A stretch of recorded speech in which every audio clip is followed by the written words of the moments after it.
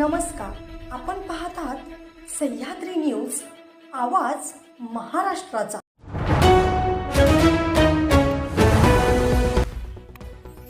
कोल्हापूर जिल्ह्यात मुसळधार पावसानं झोडपलं। पंचगंगा नदी धोका पातळीजवळ पोहोचली।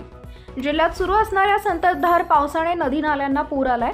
जिल्ह्यातील 150 गावं पुराच्या विळख्यात सापडली असून अनेक ठिकाणी नागरिकांचं स्थलांतर सुरू आहे।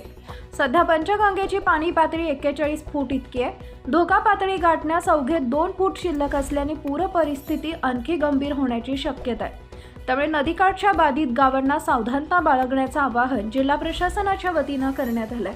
धरण क्षेत्रात पावसाचा जोर कायम आहे, त्यामुळे नदीची पाणी पातळी वाढत आहे। नदीची धोका पातळी 41 फुटांवर आहे। हवामान विभागानं आज जिल्ह्याला अतिवृष्टीचा इशारा दिला असून त्याप्रमाणे पाऊस पडला तर महापुराची परिस्थिती निर्माण होण्याची भीती आहे। त्यामुळे प्रशासनाची चिंता वाढली असून त्या दृष्टीने प्रशासनानं तयारी केली आहे। पूरप्रवण क्षेत्रातील गावांमध्ये सतर्कतेचा इशारा दिलाय। काही ठिकाणी स्थलांतर करण्यात आलंय तर काही ठिकाणी स्थलांतराची तयारी सुरू आहे।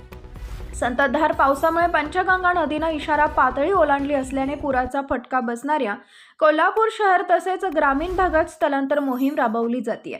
कोल्हापुरात 78 कुटुंबांचं स्थलांतर करण्यात आले असून ग्रामीण भागातही स्थलांतर सुरू आहे। कोल्हापूर शहरात तावडे हॉटेल परिसरातील वीटभट्टीजवळील 58 व सुतारवाडा येथील 20 कुटुंबांचं स्थलांतर करण्यात आलं आहे।